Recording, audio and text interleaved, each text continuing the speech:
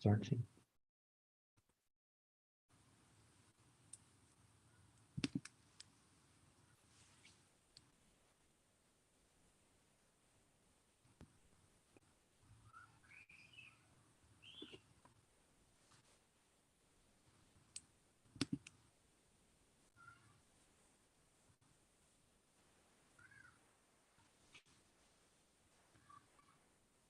Yes, we are live, so let's start. Шановні українці, ми дуже раді вас вітати на наступному вебінарі нашої серії вебінарів для українців, тимчасово переміщених в Ірландії. Цього разу ми будемо спілкуватися про програми підтримки бізнесу в Ірландії, які доступні не лише для українців, а в цілому, якщо ви починаєте свій власний бізнес. Цей вебінар проводиться ініціативою United for Changes, є серією вебінарів для українців в Ірландії. Він проводиться за підтримки DLA Piper Ireland, Irish Refugee Council, DocPatch Labs. І також цього разу ми проводимо цей вебінар разом з нашими гостями з Dublin City of Sanctuary. Як ми попереджали, ми цей вебінар будемо проводити англійською мовою. У той же час, якщо у вас виникають питання протягом вебінару, ви можете ставити свої питання у чаті під цим відео будь-якою з мов.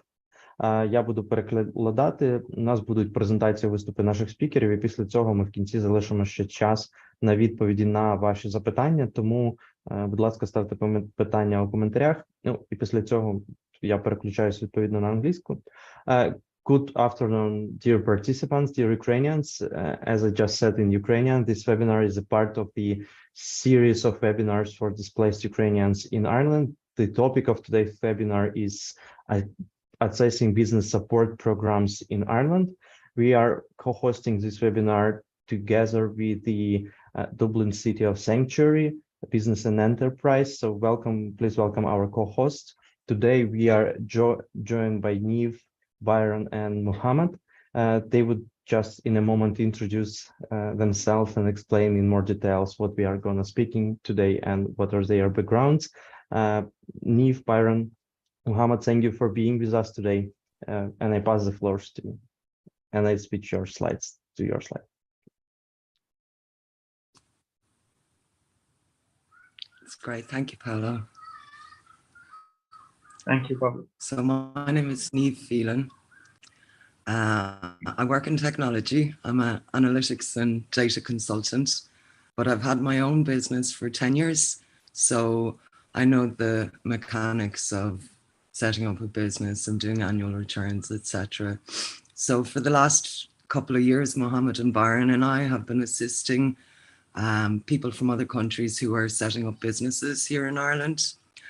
And we have learned quite a bit. I've learned a lot about how to maintain your social welfare payments while you're starting a business, because those initial year or two in business can be difficult. So it's good to have some social welfare support. So that's what I'll be talking about today, and it's nice to meet you all. So maybe Byron, if you want to. Sure. Hi everyone, my name is Byron. I'm actually originally from South Africa, but have lived here in Ireland for the last 10 years or so and worked a bit across Africa and Europe in particular and a little in the States. And yeah, I'm trained as a chartered accountant, so finance is my background.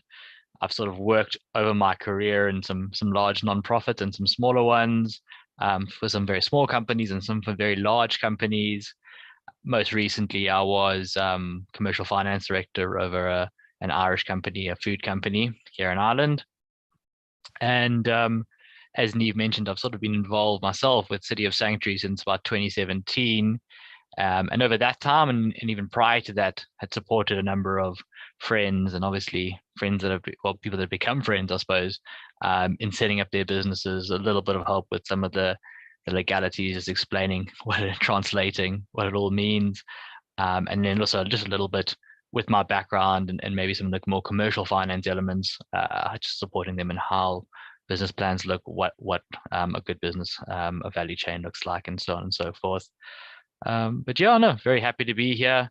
I'll pause there for a second, but I think once Mohammed's maybe introduced himself, I might just give a quick overview of what we do on business and enterprise. But I'll pass across to Mohammed. Thank you, Baron, Neve, and Pablo. My name is Mohammed. I am a Syrian architect. Since I came to Ireland in 2015, I like the idea of working as a bridge between Syrian community and the organizations such like City of Sanctuary. And then on 2017 and 18, volunteer with the lovely friends at the movement and work with them as a volunteer to link with not just the Syrian, with all the migrants, asylum seekers, and refugees, and connect them with the opportunity the organization offer for the integration. And I am active in many strands on the group, Sanctuary Nation Heritage, with Betty Woodworth, and with Neve and Byron in Business Enterprise. And just recently, like a few weeks before, I assigned as a chairperson of the Dublin City of Sanctuary. I'm not sure if it's easy for me, but I will try to push the movement forward. So I will talk a little bit about the group. So City of Sanctuary, or Dublin City of Sanctuary, we aim to bringing people together. We hold the vision that Dublin will be a welcoming city with network of places. So places, activities, and spaces that are proud to be places for welcome and safety for all migrants, refugees, and asylum seekers. And myself, I am the first person who get help by the group. So I get help by Byron at the beginning of the group and set up my own social enterprise. Before I did it, it was too difficult for me. But believe me, it's just when you start doing it, you will see a lot of people help you, and it's not rocket science. So please watch the event until the end to see that it's not hard to move on with your works. So Places of Action, it's called, advocates for engaging art and architecture within local community. So that's me. Let's come back to Byron. Perfect. Thanks, Mohammed. And exactly that. It's not rocket science, but we just hopefully give you a bit of guidance, and then there's always people out there, ourselves included, that can support. So business and enterprise, which the three of us lead up within the City of Sanctuary movement, really has three aims and three objectives, and that is to help people start up businesses. I mean, it sounds obvious, but that's exactly what we're trying to do right now. We're able to provide a level of mentoring, and we find if we don't know the answer, we work with you to figure it out. In particular around tech, finance, and arts, as you might have guessed, that's our three specialties on this call.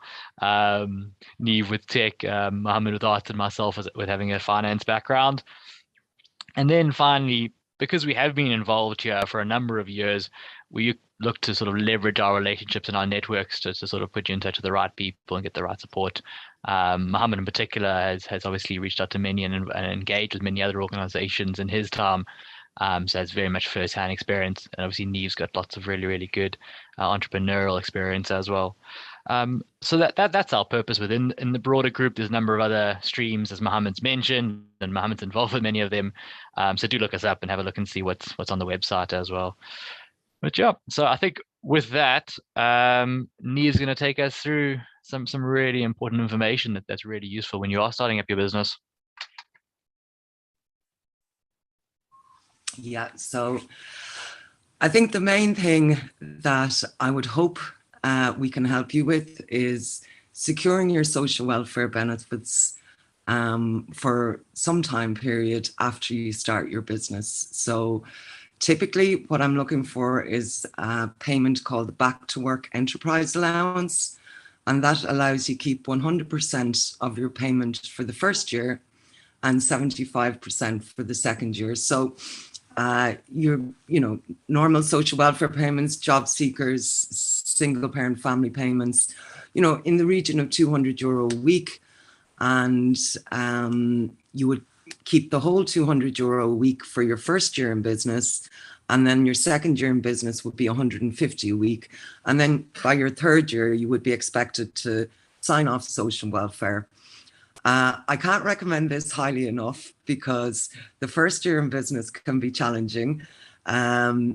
Mostly it's just about, does the phone ring, you know, do customers come? You can have a website, social media, all the rest of it, but you can expect that in your first year, it won't be the phone ringing all the time. You'll be chasing work a lot, and some weeks you might get good money, but then other weeks you don't. And particularly for people who are coming new to Ireland, who mightn't have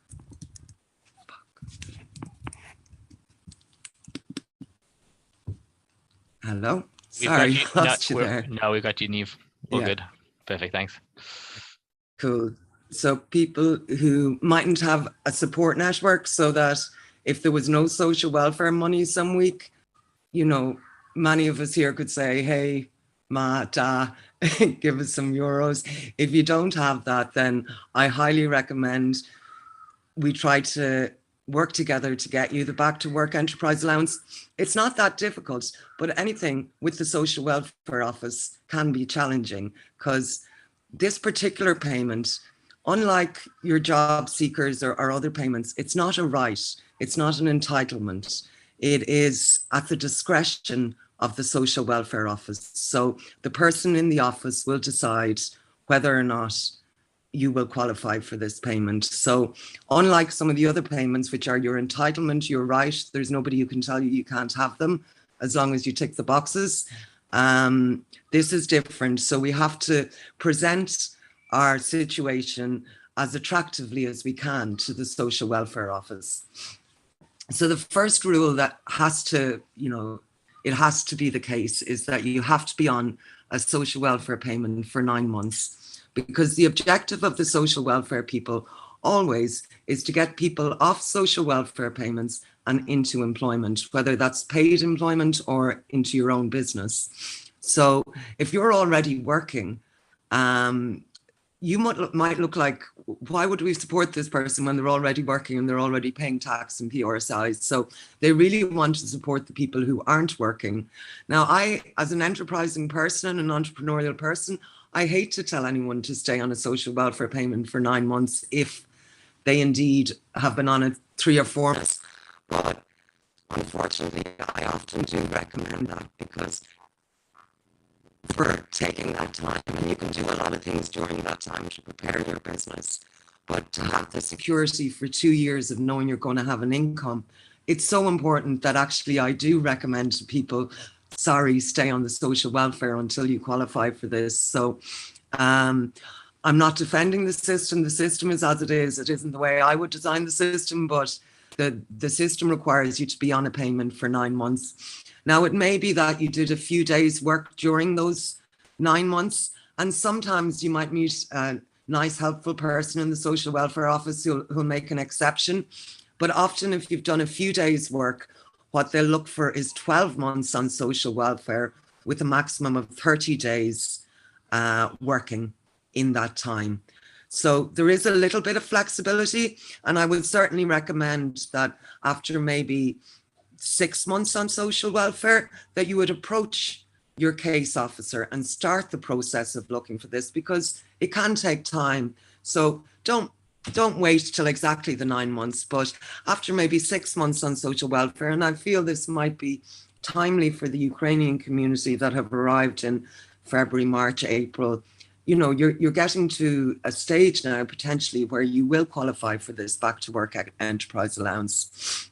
There's a lot of information on that link there, but today I'm just trying to cover the basics to give you an idea, but there's lots of information online as well. So the next slide, I'm just going to look at when we say you have to be on a social welfare payment, what counts there? Thanks, Paolo. Job seekers benefit or allowance. I'll just call the ones I think might be relevant. A one-parent family payment, carers allowance, disability. If you're on any of these payments, then you will potentially, after 9 months on them, be able to get the back to work enterprise allowance. So on to the next slide. Let's talk a little bit about how do we go about this? And the first thing is to talk to your social welfare case officer. So that will be somebody in the intro office who will be assigned to you, and it's their job to try to help you get off social welfare. Now, in my experience of dealing with the social welfare office, they don't really like you to do things without talking to them first. So for me, before we fill any form, before we secure any premises or buy anything for the business, at this very early stage, I would talk to the case officer and say, I'm thinking about starting my own business. Have you any information about the Back to Work Enterprise Allowance? I think I will need support from social welfare while I'm starting my business. Something along those lines to open up the conversation with the case officer. So they will check the basics of the situation and say, look, is this person on the social welfare for 9 months already, or soon will they be on it for 9 months? And they will provisionally tell you, okay, I think this is something you could qualify for. And that's the start of the process. So I think to try to find your social welfare case officer who'll be in the intro office and just tell them that this is something you're thinking about doing. Now, I have had people who've gone a long way down the road of starting their business and then at a late stage talk to the social welfare officer, and the Back to Work Enterprise Allowance hasn't worked out for them in those cases. So I would suggest talk to the case officer early. So the next thing then would be a thing called the BTW2 form, which is a very simple form that is just your initial application for the Back to Work Enterprise Allowance. I think we'll go on to the next slide and then we might look at some of the forms, Paolo. So if you can bring us to the next slide. Yes, so we have the form I talked about, but there's a number of other things you should be thinking about at this stage as well. Work on your business plan. So a business plan basically says, this is what business I will be doing. These are my customers. This is what I expect my expenses to be. This is what I expect my income to be. So there's any number of business plans online, and Mohammed and Byron and I have gotten some experience now of doing business plans with the types of businesses we tend to meet, which would be, you know, a window cleaning business, a mats grinds business, beauty businesses, food businesses, which are challenging themselves. I'll just say that there's a lot of health and safety around food. But we're very happy to help you with the business plan. And in fact, in the past, we would have done kind of template business plans, but the Social Welfare Office does actually have their own Word document for a business plan. Again, it mightn't be the way I would lay out a business plan, but I think if you're applying for the Back to Work Enterprise Allowance, let's look at a business plan as the Social Welfare Office expects to receive it. So they have a form for that as well. And it's actually more difficult than the Back to Work Enterprise application form. The application form is really just some basic information about yourself, but there is a business plan form that has more extensive requirements, and we can look at some examples of people who were successful in getting this payment. So I think that might be helpful for you. So we have some examples of forms. So there'll be the business plan, but there's also a group called the Local Enterprise Office. Now, they are government people in the Local Enterprise Office, and it's their job to help businesses get started. So we're doing a little bit of outreach here just because we like to work in this area and we'll help you in any way we can. But there is government people whose job this is as well, and they're called the Local Enterprise Offices. And there's a link there at the bottom to find your local enterprise office. And they will be able to help you with all the things we're talking about today as well. So when you're applying with the social welfare, they like to see that you've done some kind of start your own business course.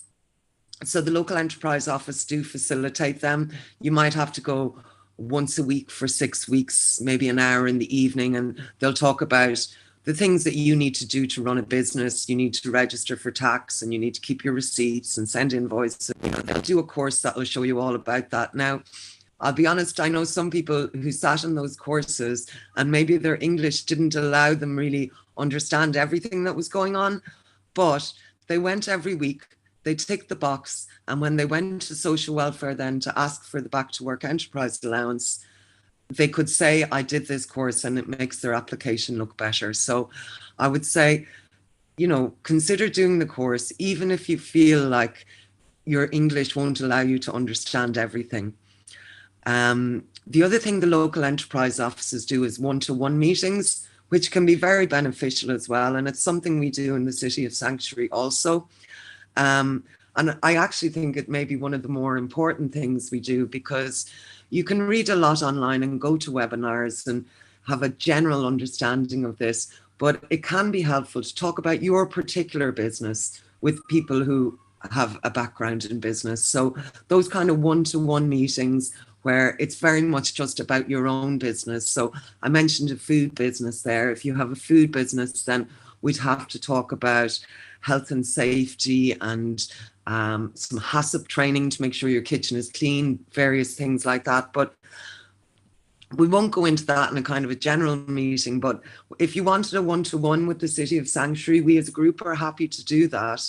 But I suggest that it is something that the local enterprise offices do as well. There's a small fee for the local enterprise office, I think about €30. There's no fee, we're fully volunteer, and we're just doing this in our spare time. So, but fully volunteer, and we're more than happy to do one-to-ones. So you can engage with us. There's also other organizations who are working in this too. The Dignity Partnership is a social enterprise who are, again, working particularly with people from a migrant background, setting up their businesses. So always with a mind to those particular challenges around language and maybe being unfamiliar with the system. The Refugee Council do have various evening courses, sometimes in starting your own business as well. So also worth checking with them. And while you're waiting, maybe, you know, for your back to work enterprise allowance to be approved, research suppliers. You know, you might need some equipment for your business, so you can be researching suppliers and equipment. Customer research is very important. Go out and talk to people who might be your potential customers. See how it is you're going to find them. Are you going to find them on Instagram? Are you going to drop flyers, little paper in through door boxes? You know, do your customer research. Branding, get a logo. You know, there's Fiverr.com, you can kind of get a logo for €5. You could also engage a graphic designer who would obviously do a much better job, but would be more expensive. You might think about a website, your social media, your Facebook, your Instagram, TikTok, if you like. You might want to get a phone line into your house for a business, because sometimes people like to see a business have a landline. They just have more trust then when they see that. So all of these things are things you can be doing now to prepare. And in doing these, it will make it more likely that your case officer will approve your back to work enterprise allowance. And that if they approve you for this, you will be able to launch a business. And in 2 years from now, you'll be able to move off social welfare. So that's always their objective. So the more you can do to give them confidence that that's going to be the end game, the more likely you are to get approved. So we might have a look at 2 of those forms we've discussed so far. So Paolo, maybe you can bring us to PDF number 1, which is the back to work enterprise allowance application form. Yep. That's really good. So this is I was just gonna say, like, I think your key there is just like communicate, keep the channels open with your social support and with everyone else along the way. I think that's really comes through strongly. Yeah. You cannot over communicate with the social welfare office. The more you communicate with them, the better, because, you know, whether you're part-time working, I often see this, you know, when people are part-time working, you're meant to put a form in every week to say what hours you worked. And if you don't put your form in, your money is stopped. And that can be very distressing for people, can be left in difficult situations. So in most scenarios, I would say the more contact you have with the social welfare and the more you communicate with them what it is you're trying to do, the less likely your money will be stopped, which nobody wants that, you know. And sometimes they stop it for a week and you go and talk to them and they fix it and you get it the next week. But if we can avoid those situations, it's better, you know. Early enough, and not need local enterprise offers during March. They have a lot of free events. So check their website. They have yearly, weekly events, but in March they have a week, a local enterprise week. Every year I attend the same event. I attended again because you know more and more. So in March, just keep an eye on March for local enterprise offers free week. Excellent, Mohammed. Yeah, Enterprise Week, lovely week, busy week, and the enterprise offices will be running courses in how to do your social media and how to do sales and all these kinds of things. And often they're free, as Mohammed said. So definitely something to keep an eye on. Now, let's just scroll down through this form. The first page there, Paolo, is just the instructions. How do you fill out the form?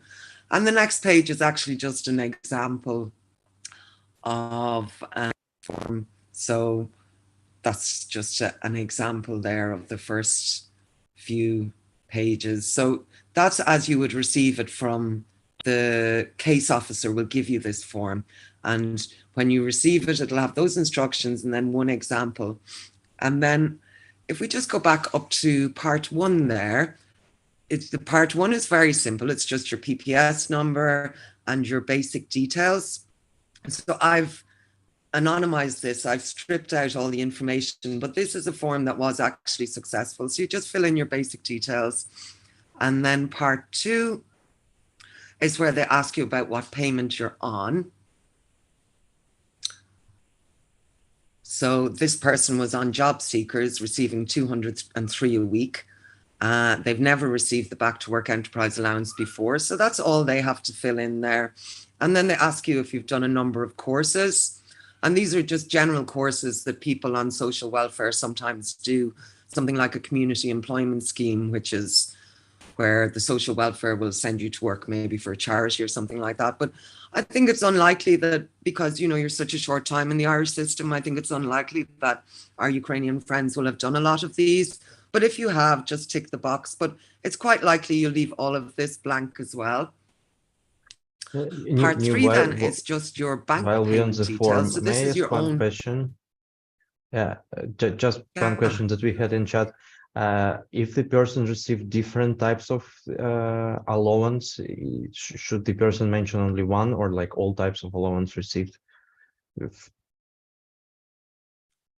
I think the main thing that we'll be talking about is your primary payment. You know, there's no need to mention HAP here. There's no need to mention child benefit, but whether it is carers allowance, disability, job seekers, single family payments, that's the one to put in here. Yep. Okay. Because like some of Ukrainians who arrived here, they first receive one type of allowance and then they were moved like in a month or so to job seeker allowance. Okay. Wonderful. Sorry. Yeah. I think often people are probably on supplementary welfare and moved to job seekers. So what they're asking for there is what payment do they need to replace for you? Yeah. So it doesn't matter what you had, you know, 6 months ago. It's just what payment you're on right now and what is your primary payment right now. And the slides we had, you might remember, we had a list of all the payments that could qualify for Back to Work Enterprise Allowance. The next thing then is your own personal bank account. Because when you get Back to Work Enterprise Allowance, they'll put the money into your bank account every week. You don't have to go to the office and sign or anything like that. You kind of move to a different situation with the social welfare. They understand that you're busy trying to launch your business. And during the time you're on the enterprise allowance, they check in. You have to do a call with them at 3 months and a call with them at 9 months, just to check in and make sure that business is going okay. But other than that, you shouldn't have to visit the social welfare office at all. The money will just arrive into whatever bank account you put here. And here then they do ask you if you have children. This particular person didn't, but you would fill in your children's information here. And that would be to maintain payments related to children, should they be relevant to you. Now, they ask for, the next section does ask for a little bit about your business, but it's very basic. And I would say that even if you only have an idea at this point, you can do this form, you know. We don't have to have all of the ins and outs of your business figured out. We just say what kind of business it was. This was a window cleaning business. Have you relevant training? I would say yes. Even if it is maybe something in your home country, and I would say nobody's going to be going back to check. It's always looks good to have experience in what you're starting your business in. So I would suggest you tick that. And then they ask about what is, you know, your training or experience. I would say, you know, I'm experienced in this business. And also, if you have done your Start Your Own Business course in the local enterprise office, or even attended some webinars, you could even mention this webinar. And I know you've done other ones. Mention those webinars, because all these things will give more confidence that you know how to run a business. So I'd encourage you to, you know, put as much as you can there. When do you propose to start? I think that it'll have to be 9 months, at least 9 months of getting a payment, because you won't get back with that. So, and it takes the government a while to process things anyway. So I would say at least a month away from whenever you're handing in the form, you know. So it might be a month out, or it might be 3 months out if you've only done 6 months of a social welfare payment. Perfect. And you just Have broke you up a little detailed bit. this? You just broke up a little bit, didn't you? But I think what you were saying was it obviously has to be at least 9 months and probably a month away, because it's going to take some time to process through and everything else like that. Yeah, perfect. I thought just clarify, yeah. Exactly. Thank you, Byron. Have you a detailed business plan? Let's say yes, even if maybe you haven't completed the government's business plan yet. That's, you know, something that we're more than happy, you know, drop us an email if you want someone to help you with the business plan, but we can get something very basic done very quickly and tick yes for this. And we will have to go back and do the government business plan at some point. But I think it would be good to get this form in sooner rather than later, so that you get a good idea of if you're going to get this or not, you know. Do you intend to employ people? It may be that you don't, but it may be that you'll start alone and you might employ 1 person next year and 3 people in the following year. Or, you know, it's no harm to be ambitious there. But I think most people will start alone, or they might start in a partnership. And I don't think there's a little bit more around customers and stuff. So, okay, have you received financial support? Probably not.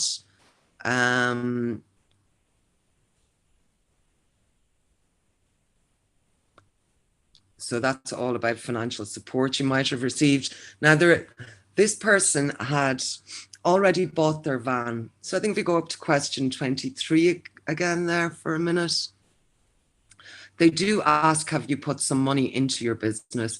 And it may be that you haven't put any money into your business yet, but the man starting the window cleaning business, he'd been in Ireland quite a few years and he'd already bought his van, was the big thing that he had already kind of spent money on. So his startup costs, he'd worked out at 5,500, and we can have a look when we get to the business plan. We can get really into where those numbers come from, but his big costs were his van insurance. He bought some ladders and some poles and things for window cleaning. He paid for and they were kind of the major things for him that he needed to start his business. Obviously every business is different, but he does explain where he got the money. So he had savings of 2,500 and somebody repaid a loan to him, so he had money. And what I'm trying to just touch on here is that if you come here and say, I have 25,000 euro to start my business and it's my own personal money. It just could be a little bit challenging for social welfare because they'll be going, where have they gotten this money? Is this person actually working? Are they pretending not to work when they're actually working? Maybe they have some cash work. So I would just say be conservative here and be prepared to be able to explain where you got this money. If it's 1,000 or 2,000, I think it's fine to say that I've saved, 100 euro from my social welfare every week for the last, year or whatever, the last 6 months, and you could explain away some amount, but I would just be very cautious of putting in a large amount here and not being able to explain where it came from, so, and a lot of businesses, okay, the window cleaning business, it wasn't the cheapest to set up because a van is expensive. But at the same time, a mobile business like that, it has pretty low costs. If you need a shop and you need to sign a lease, now you're talking about a business that really does have a lot of expenses. So it may be that that's necessary for your business, but I would encourage you to start small. And if there is some way that you can do your business from your home or in a mobile way, going to your customers' houses, maybe you secure a premises later in the process, but you start off just with small costs.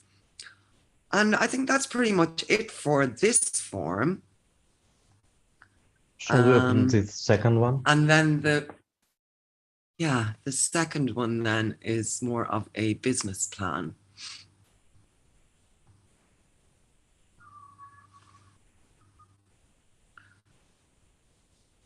So again, you've got your basic details here on page 1. I've just X'd out the personal details, but you'll just fill in your own details there. And they want a description of the business, if you have qualifications or experience, and where you might require further training. And don't be afraid to say you need further training, because if you say, oh no, I know everything, they won't look at that very well. They want you to recognize where you have challenges, so this particular person needed assistance in this, and who will do the training. And he listed Dublin City of Sanctuary, but also he'd engaged an accountant to do it. So he found a very reasonably priced accountant, I think 350 a year. I would sometimes hear about 500 a year, and me personally, it would be more around 2,000 a year. I pay my accountant, just payrolls and different things I have to do. But you can engage an accountant for, I thought he got a very good price at 350, but around 500, you would find someone to do your annual returns. And you could name them here then as somebody who'd assist you with that, because social welfare and the government in general will be very worried about if you're going to keep your books right. Are you going to keep your receipts? Are you going to send invoices? Are you going to do your accounts every year? Send them to the government, and the government then will tell you what tax you have to pay. Revenue.ie is the website, and they want to be confident that you're going to do all of that correctly. I suppose all of this information, Neve, is really important. You get it accurate on the page here, and you're honest and upfront, and then from there, that's why you have all of us to help you get there, because they will, even though this is a one-off form, which accompanies this first form you went through, they will ask questions in terms of, okay, what sort of training have you got and planned, or how are you going to deal with your taxes, and you'll probably get to some of that. So definitely do lean on support networks there, I guess. No, really good.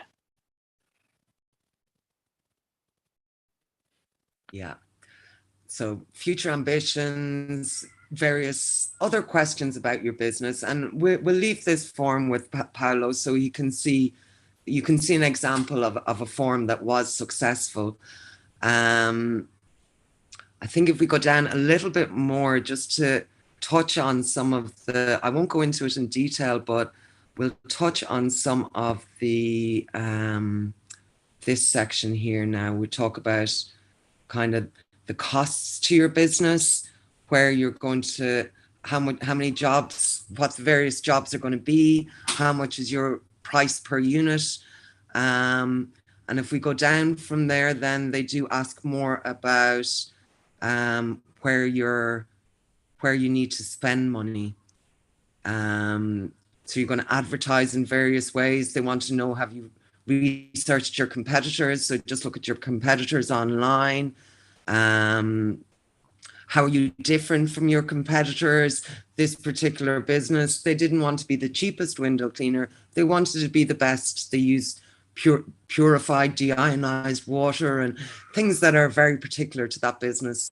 Again, just the kind of, in business, we call it the elevator pitch. You know, if you had to get into an elevator and pitch your business in 3 minutes to like some investor who happened to be standing beside you, how are you better than everyone else? That kind of thing is what I push here.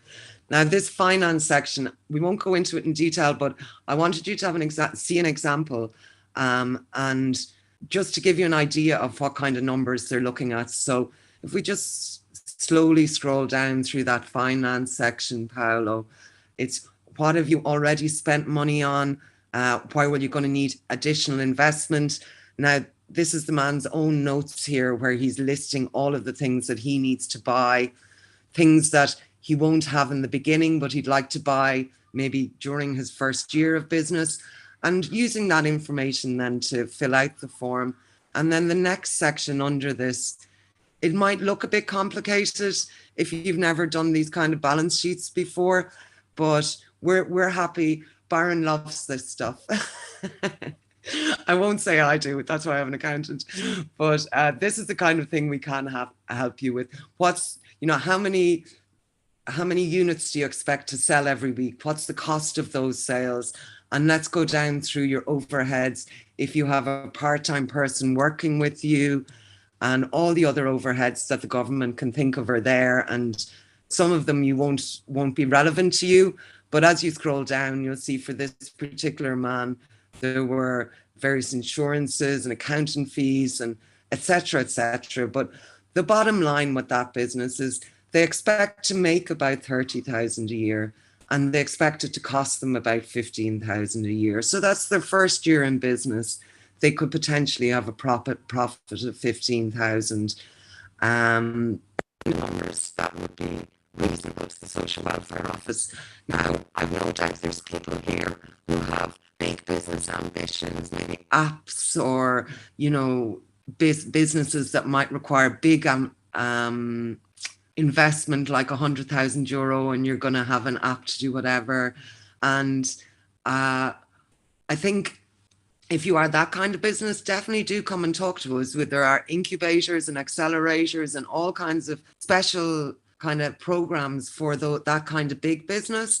But if we're talking reasonably small lifestyle businesses that might give a living to 1, 2, 3, 4 people, they're the kind of numbers at this point that will look attractive. You know, maybe your costs are between, you know, 10 and 20,000, and your income will be between 20 and 40,000. They're what will be perceived as realistic numbers when you're applying for your back to work enterprise allowance and you submit this business plan. And that's what we want to appear. We want to appear realistic because we want the case officer in social welfare to be confident that you're a person who can launch this business and your plans are realistic.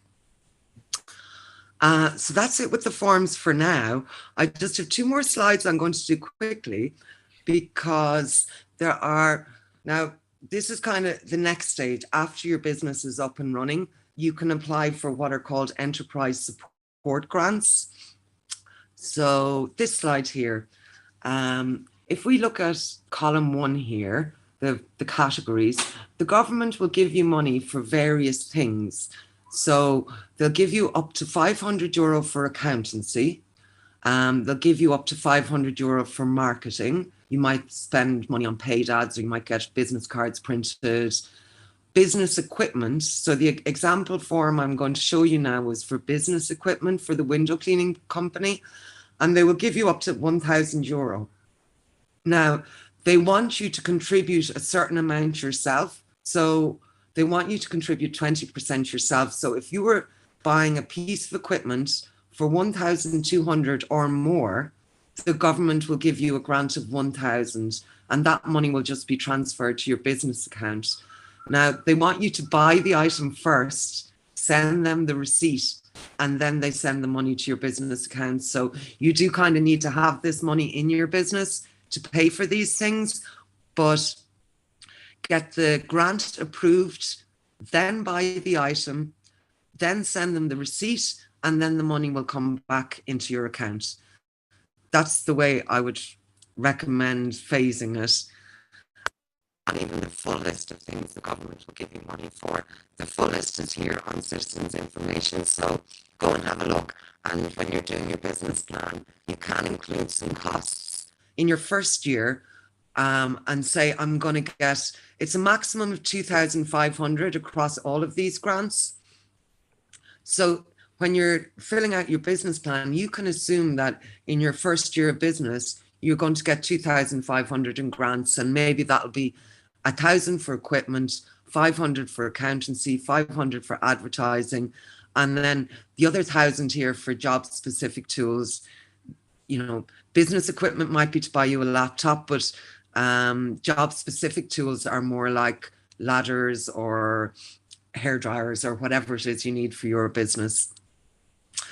And we have an example then quickly of the form for the enterprise support grant. It's actually a very simple form again, but what you do need to send with it is 2 prices.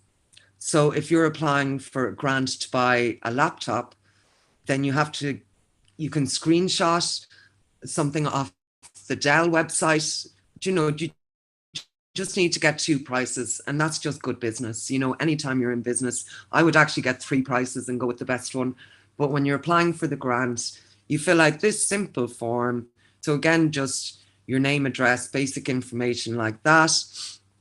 Some details about your business. Again, have you prepared a business plan? You'll have done that for your back to work enterprise allowance, so you can just attach that again. Do you have a background in the business? Relevant qualifications. Again, if you did a course with the enterprise office, you have to be registered as self-employed, which you can do with revenue. We're happy to assist with that. Who are your main suppliers? This man was buying his equipment on eBay. I wouldn't say I'd recommend that. Suppliers are very important to a business. And if you can find a local supplier, someone you deal with all the time, they might give you discounts after a number of years. I would have a preference for doing business that way.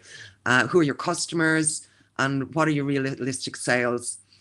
And then you tell them what you want the funding for, funding details there. So this man wanted to buy a Skyvac, something for cleaning gutters.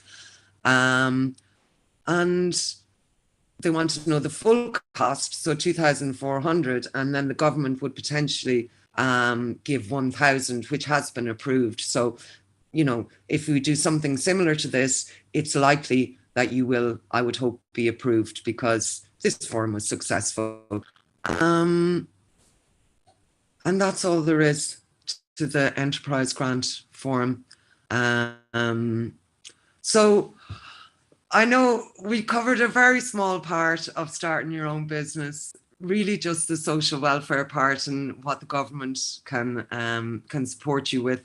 But we do, we recognize that there's a lot of other stages. So I'm just going to summarize 1 to 10, the order in which I would do things. So the first thing would be to talk to the case officer before starting the business. They'll give you the application form for the back to work enterprise allowance. That's the basic form with basic details, and you can get that in as quick as you can. And then when you're waiting, you can prepare your business. So do the other business plan form, research suppliers, research customers, etc., etc. And then hopefully the case officer will approve your back to work enterprise allowance. Then you get to register your company, either as a sole trader, a private limited company, or a CLG, there are 3 different ways you can do business in Ireland. You do that registration on the cro.ie. I think one of the most helpful things that we can do as Dublin City Sanctuary is when you're deciding which one of these you want to be, we'll do a one-to-one call with you and just tell you from our experiences the advantages and disadvantages of the different types of business. I won't go into them because they're a whole session in themselves. And, you know, I think we're happy to do that another time if you want. You have to register for VAT, which is just pay your tax, you know. So we register with the revenue, but you actually don't have to do your tax returns or send any accounts or anything. Your first year in business, they let you off. Now, you still have to keep your accounts. And in year 2, you have to tell the government about your first 2 years in business. So you still have to report on year 1, but you don't actually have to send any forms in year 1. You can do that in year 2. So register for VAT, but you're not expected to do your annual returns that in your first year. Open a business bank account. Some people use their personal bank account. I would really recommend having a separate business account. Just keeps everything much cleaner. And essentially then your business accounts are your bank account, because you just look at all the money coming in and all the money going out.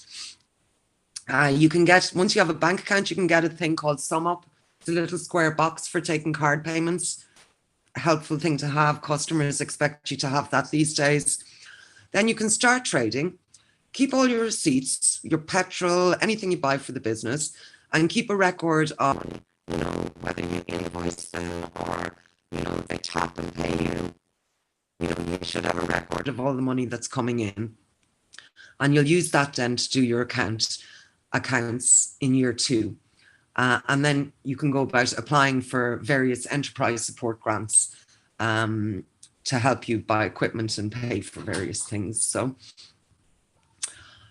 that's me, and I'm happy to take questions now. Yeah, thank you, Niamh, for such a comprehensive presentation. I believe we have one of the largest amounts of questions during our webinar series, so you provoked lots of discussions. Like there have been several times the questions about like whether it's possible to talk with you all about business plan and applying in more detail. So I would rephrase it in the format how people can contact you, and I believe it's next slide of our presentation. But maybe you can tell more how people so can. I think the best way actually would be to go onto the website there, Dublin City Sanctuary, and when you launch that page, there's a contact box there, and if you fill that out and tell us what you want help with, if it's a business plan or a one-to-one to discuss what way you should set up your business, just tell us what you want and we can work on scheduling it then. But if you fill it out that way on the website, it'll come to the 3 of us and we can manage it through the City of Sanctuary. But, you know, if you need us quickly, or, you know, social welfare is on the phone and you need to tell them some information and you're not sure what to tell them, just email me. It's no problem. Okay, wonderful. And let me check. Maybe I have in my presentation even the screenshot of your form. I don't remember whether. Yeah, I'll show it in a moment. Okay, then I'll go through the questions that we have in our chat. So the first questions that we had. Good evening. Thank you very much for this webinar. I would like to ask about having a patent in Ireland. Is it possible to register a patent and where to go and ask about it? Maybe you can give a general reference where to ask about having a patent registered in Ireland, if you know something.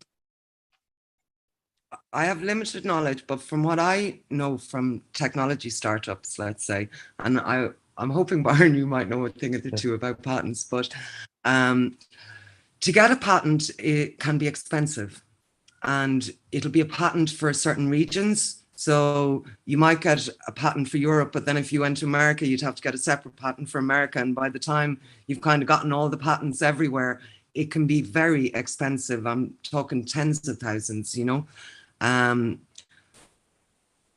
But if you have a very, you know, I totally get it that there are some, particularly if you've invented something, some little thing that you've invented that you're like, okay, this really is niche, but it's easy to copy, but I've done something very innovative.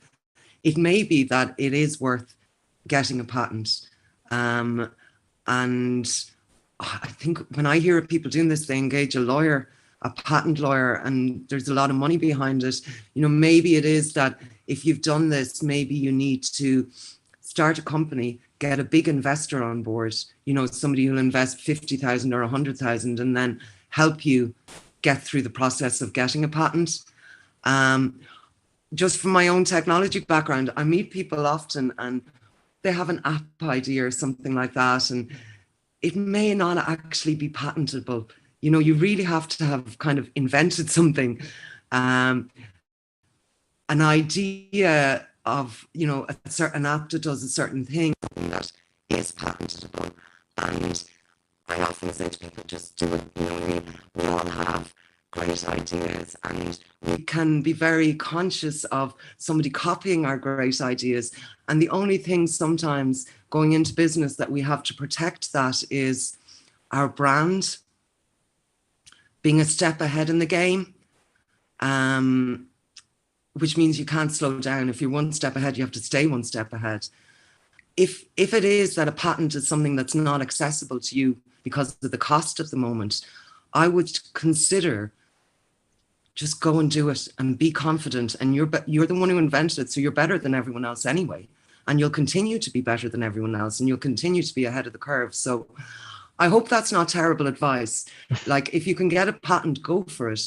But I just know that it's a barrier for a lot of people. And I hate to see ideas sitting in the back of someone's head that aren't materializing because of worry about being copied. And with really good branding, a really good quality product, you can differentiate yourself without the patent. But that's not to say a patent is great if you can get it. But yeah. Byron, I don't know if you have any experience there. No, but I think your advice is very, very good. I think it's go for it. I mean, what I would probably add on top of your advice, I think you covered it quite well, is if that individual is really wants to pursue it further and really does want to investigate it, do exactly this. Yeah, pop your name in, pop your details in, pop a bit of the information in, and it'll be a learning experience for us as well. But hopefully within our networks and stuff, we can investigate it further and see if we can find out further information. That said, I think the way you've laid it out is pretty good as well. But just don't feel like you can't approach us about it. Yeah. If something is potentially patentable, I think it is something that would qualify for an incubator or an accelerator program. Dogpatch, I see them mentioned in the presentation. Dogpatch have an accelerator program, and what you usually get is you might get some investments, 20, 30,000, those kind of numbers with the accelerators. You get an office space for a year. You'll get good legal advice.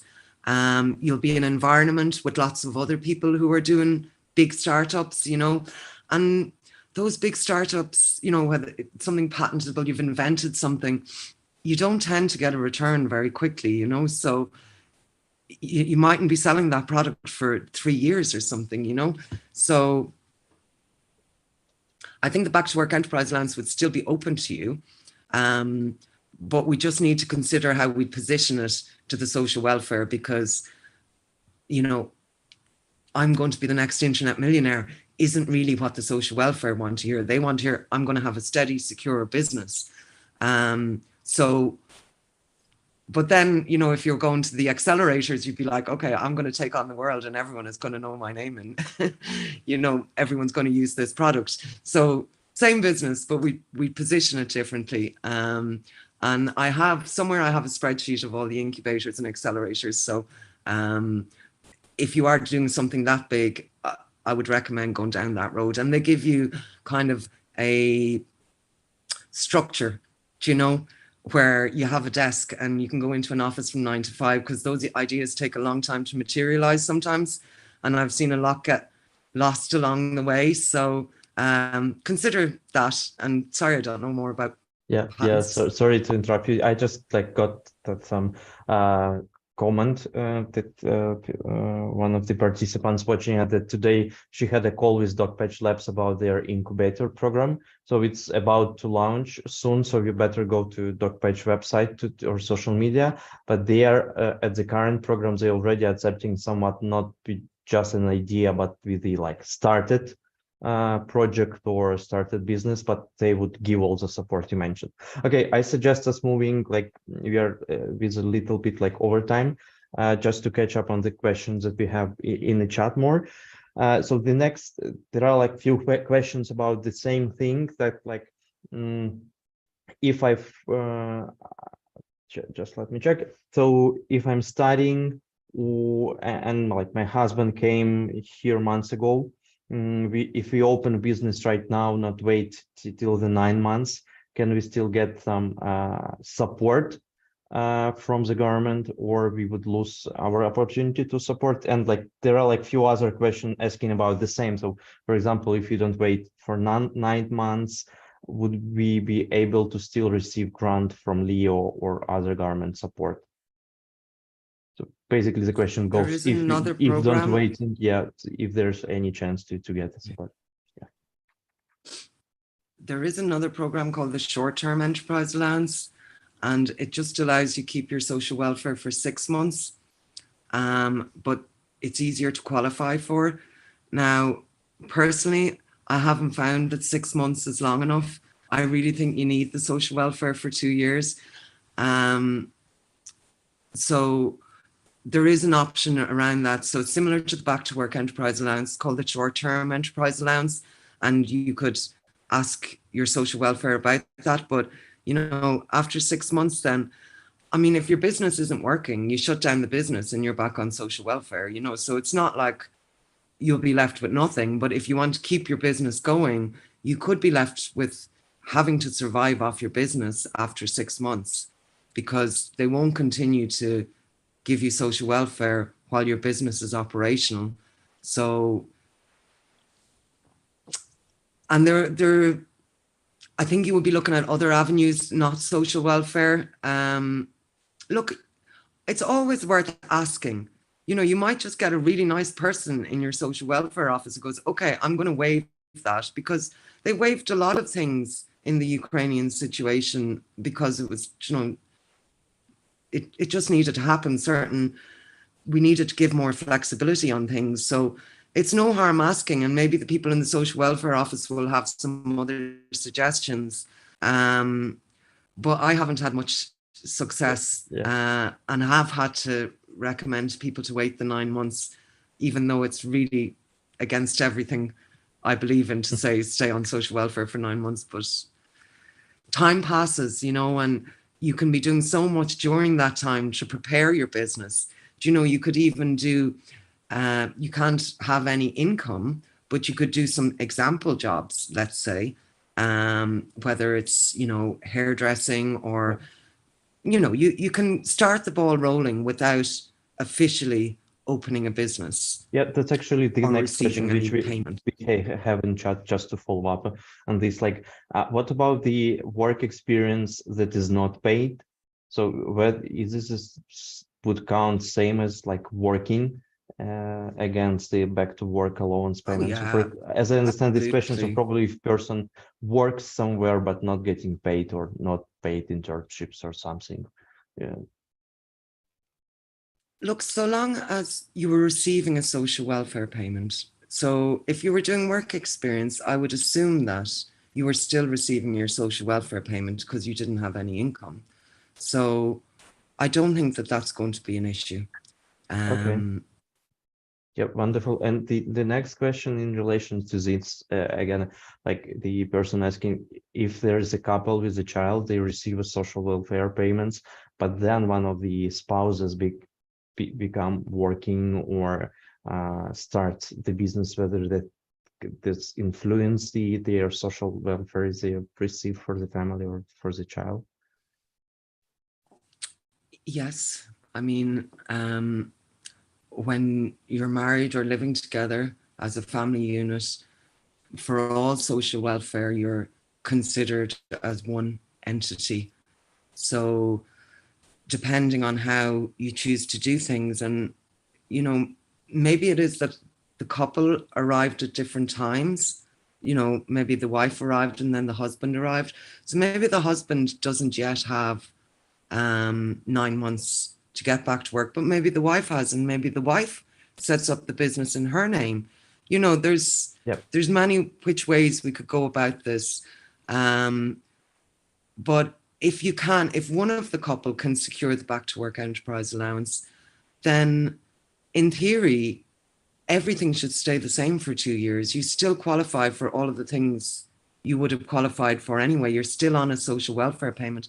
And you may choose not to pay yourself at all out of your business during that time and just let the money build up in your business. Because if you pay yourself, then you're part-time working for your business, and that will have your payment might go down in the way that any social welfare payment would. So if I was doing this, what I would do is just try to live off the social welfare for the 2 years that you have it. Maybe in year 2, start paying yourself a little bit, but let the money build up in the company so that in year 3, you have a nice amount there that you can move forward without social welfare and not have to be too stressed if, you know, things don't work out or you have a few bad weeks. Fair enough. Thank you, Niamh, for this. The next question, I suggest taking like a few more questions. I just checking whether we're not repeating the same question. So I believe we answered this, but just to refer, where do I register as a solo trader for my consulting company services? And then I believe this provided on your slide, which we will share with the participants. So you need to register with CRO and go to revenue, something else. Yeah, and I'm more than happy to talk to that person, because I have a consulting company. You know, now I've chosen myself to be a private limited company. Sometimes I apply for tenders and things like that, and a private limited company can look better.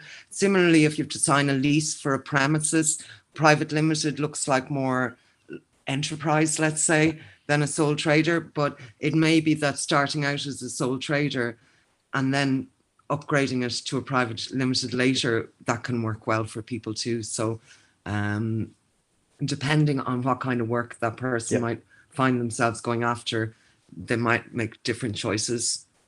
Yeah, and about the growing, I believe the next question which we have, is it possible in our status to attract large grant or investment for a commercial project? So I believe it relates to what you're saying, to changing from solo trade to something bigger. Are there any programs? Yeah, I would suggest the CRO website. It's clear enough. So I suggest for everybody who want to understand what the difference is. So you read it from the website www.cro.ie, and you see how many type of company, and the famous one, sole trader, partnership, and LTD, and CLG. And the first step is very easy. I can summarize it with business name and then register. So I suggest for them to read from the website, and sure, later if they have more questions, they can come to us. But the website is very clear enough. Yeah. Okay. Wonderful. Thank you. How much? It's kind of an important decision, the sole trader private limited CLG. It's a whole other conversation we could talk for an hour on. Don't let it hold you up too much, because you're going to be one of those things. They all have advantages and disadvantages, mostly related to what paperwork you have to do every year. Sole trader would be the simplest. Private limited and CLG there would be a little bit more to that. CLG would typically have a social good angle. If you wanted in the future maybe to have a charity, you could change a CLG into a charity. There's a lot in that in itself. And it's really business specific. So I'd say that's one for the one-to-ones with us or with your local enterprise office. Really dig into your own business and what would suit it best. Yeah. Thank you. I suggest taking us one more question and to wrap it up on this, but we would leave all the contacts for the audience. We have a couple of questions about taxation for solo traders, and whether like if you work part-time, whether you're still able to receive some kind of allowance. I believe we covered this on taxation webinar. We just would share a link with the participants, and we can do one more additional webinar on this specifics. It would be wonderful. We have a few questions. One of them started this person used to build a modular and eco homes in Ukraine from ecological and natural materials. The question was, what are the requirements for doing this business here? And we have a few more questions of different types of businesses like coffee shop, beauty salon. What are the requirements for this particular business to start and register? Maybe you can suggest some resources or websites where to go to inquire this information for a specific business, because I believe there aren't too many ideas. Or where to go, like Leo or something. I mean, citizens. Local enterprise. Yeah, the local enterprise office, the citizens' information. But I mean, it's actually quite hard to find in one place, what do I need for all the different kinds of businesses? Like, different businesses need different kinds of insurance. And like the modular housing example, like you'll definitely need a thing called just anybody who walks onto a building site needs one of them. Just, they won't even let you onto them without this Safe Pass IDs, which is just a one-day course. They're just boxes you have to tick to do these things. So it's really on a case-by-case basis, the different businesses. And to be honest, what myself and Byron and Mohammed would do a lot is somebody will come to us, they'll say, I want this kind of business. And we'll look in our own networks and go, hey, you've that kind of business. What does this person need to do? And people are helpful, you know. That's really true, just to ask the people who did it. Okay, I'll suggest us wrapping up on this. Again, that's so much information and questions. Once again, Neve, Byron, Mohammed, many thanks for you for sharing with us all this information. I believe in this hour, we receive a lot of comprehensive insights on different aspects of our agenda. So we're really grateful for you for being with us. We're also grateful for our participants for joining us. Once again, we would share all the information and materials with your permission, with the audience as well as the links. I'll give a few words in Ukrainian. Шановні українці, дякую, що ви доєдналися до цього вебінару. Ми обов'язково надішлемо вам всі матеріали, які були на цьому вебінарі, посилання на відеозапис із субтитрами до цього вебінару. Нагадаю, що цей вебінар є частиною нашої серії вебінарів, тому підписуйтесь на наші соціальні мережі і слідкуйте за матеріалами. Ми також надішлемо посилання на інші відео і будемо тримати вас в курсі інших вебінарів. Once again, Byron, Neve, Mohammed, many thanks for being with us today. Thank you for joining us, and we hope that not our last meeting, but first meeting, and we will continue this information series once again with you on the same topic or just pick another topic. So thanks again.